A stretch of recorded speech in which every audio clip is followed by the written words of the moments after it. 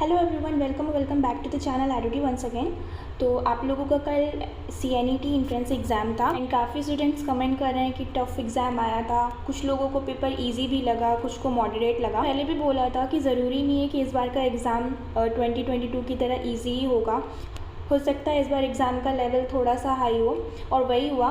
कुछ questions moderate level के थे, कुछ हाई लेवल के भी थे और कुछ इजी लेवल के भी थे। मतलब जो पेपर था उसमें हर टाइप के क्वेश्चंस आए थे, easy, moderate and tough, right. तो जिसकी भी प्रिपरेशन अच्छी थी या जिन्होंने अच्छे से पढ़ाई की थी तो उनके लिए तो सारा पेपर ईजी था, और जिनकी प्रिपरेशन थोड़ी सी वीक थी उनको पेपर थोड़ा सा टफ लगा, राइट। तो यहाँ पर कुछ क्वेश्चंस हैं जिनके आंसर्स मैं आप लोगों को बताऊँगी, तो आप लोग अपने मैच कर लीजिएगा कि आप लोगों ने कितना पेपर करेक्ट किया है।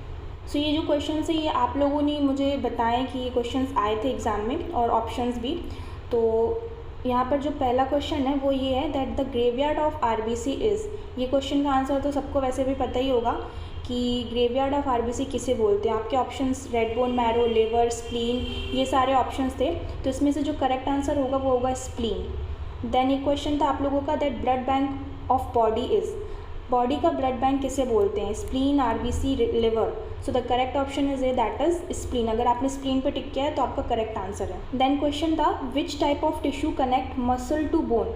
मैंने इस तरह के क्वेश्चंस करवाए हुए हैं अपने वीडियो में। इसमें से जो भी क्वेश्चंस है उसमें से आधे से ज़्यादा क्वेश्चंस मैंने ऑलरेडी आप लोगों को प्रैक्टिस करवाए थे, तो वही प्रैक्टिस क्वेश्चन भी पूछे गए हैं। मैंने आपको एक क्वेश्चन बताया था दैट बोन टू बोन को कनेक्ट करने वाली जो टिश्यू होती है उसको हम लिगामेंट बोलते हैं। सिमिलरली वहाँ पे मैंने ये भी मेंशन किया था कि जो मसल से बोन को कनेक्ट करती है उसे हम टेंडन बोलते हैं। तो यहाँ पर वही क्वेश्चन पूछा गया है कि मसल टू बोन को कनेक्ट करने वाले टिश्यू का क्या नाम है। ऑप्शंस आपके लिगामेंट, कार्टिलेज, टेंडन ये सब थे, तो उसमें से करेक्ट आंसर आपका टेंडन होगा।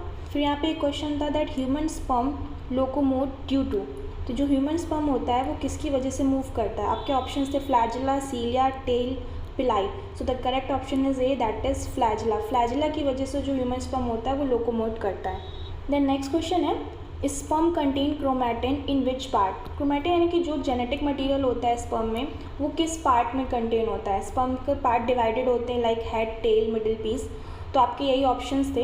तो उसमें से जो हेड वाला पोर्शन होता है उसमें जेनेटिक मटेरियल होता है स्पर्म के हेड पार्ट में, तो इसमें जो हेड ऑप्शन होगा वो करेक्ट होगा। देन एक क्वेश्चन आप लोगों से ये पूछा गया था that largest incubation period.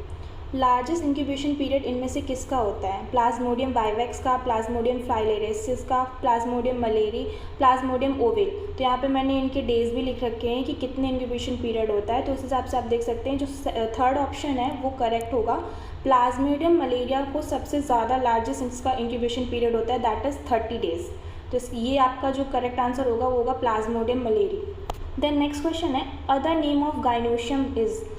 Gynoecium का आपसे दूसरा नाम पूछा गया था। ऑप्शंस थे pistil, stigma, style, androecium. So the correct option will be pistil. अगर पिस्टिल टिक किया है तो ये करेक्ट आंसर होगा। देन एक क्वेश्चन आपका गिब्स फ्री एनर्जी से आया था जिसमें आपसे गिब्स एनर्जी का फॉर्मूला पूछा गया था। तो इसका जो करेक्ट फॉर्मूला होगा वो होगा delta G is equals to delta H minus T dot delta S। अगर ये वाले ऑप्शन पे आपने टिक किया है तो ये करेक्ट आंसर है आपका। नेक्स्ट क्वेश्चन आपसे पूछा गया था that pathogen of dengue is. Dengue का पैथोजन कौन होता है? वायरस से फैलता है, बैक्टीरिया से फैलता है, प्रोटोजोआ से या अदर किसी से? तो इसका करेक्ट आंसर होगा A that is virus. Then next question एक आपसे ये भी पूछा गया था दैट जो ब्लड प्रेशर होता है उसे किससे मेज़र करते हैं? तो इसको आंसर सबको पता ही होगा दैट स्फेग्मोमैनोमीटर एक डिवाइस होती है जिससे हम BP को मेज़र करते हैं।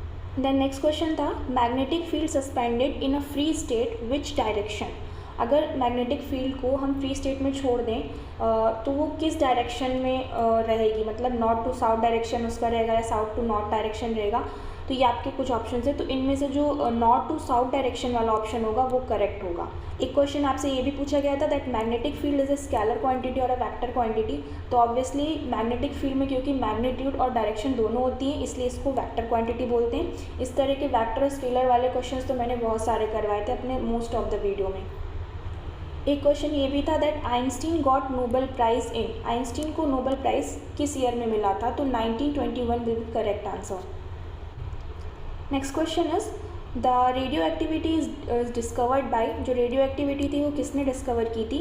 तो हेनरी बैक्यूरेल, इन्होंने रेडियो एक्टिविटी को डिस्कवर किया था फर्स्ट टाइम। तो ये ऑप्शन आपका करेक्ट होगा। देन एक क्वेश्चन ये भी था दैट इलेक्ट्रिक करंट की SI यूनिट क्या होती है? तो सबको पता है ampere is the correct answer, right.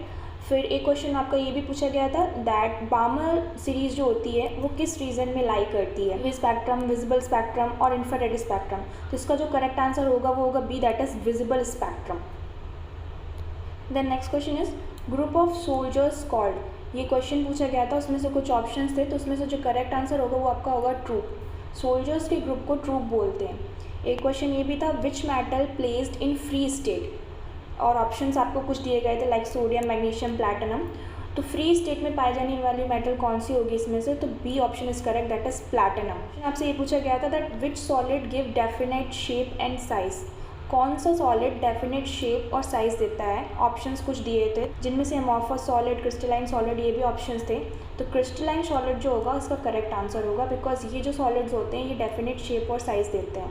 Next question is which gas is transparent, आपसे ये क्वेश्चन भी पूछा गया था। ऑप्शंस थे आपके शायद SO2, CO2, CO, all of the above. तो इसमें जो करेक्ट आंसर होगा वो होगा CO2, बिकॉज CO2 और ऑक्सीजन ये दोनों ही ट्रांसपेरेंट गैस होती हैं। ऑक्सीजन क्योंकि ऑप्शन में है नहीं, तो CO2 will be the correct answer. Next question था आपका hydrogen and oxygen react to form water and energy, hydrogen और ऑक्सीजन आपस में रिएक्ट करके वाटर एनर्जी रिलीज़ करते हैं।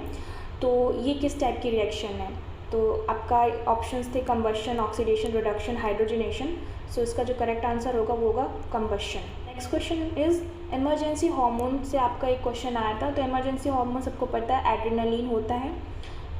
एंड एक क्वेश्चन ये भी हाईएस्ट पेनिट्रेटिंग पावर किसकी ज़्यादा होगी, अल्फा रेज, गामा रेज। सो सबसे ज़्यादा पेनिट्रेटिंग पावर गामा रेज की होती है। Next question is ideal guys have, जो आइडियल गैसेज होती हैं उनमें क्या होता है, मतलब प्रेशर हाई लो होता है, टेम्परेचर हाई लो होता है। कौन सा ऑप्शन इसमें करेक्ट होगा, low pressure high temperature, high pressure low temperature, low temperature low pressure, high temperature high pressure.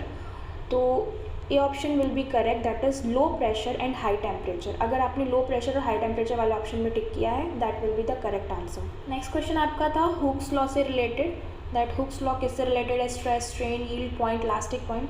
तो हुक्स लॉ को लॉ ऑफ इलास्टिसिटी भी बोलते हैं, यानी कि इलास्टिसिटी से रिलेटेड है। तो डी ऑप्शन यानी कि इलास्टिक पॉइंट वाला ऑप्शन आपका करेक्ट होना चाहिए।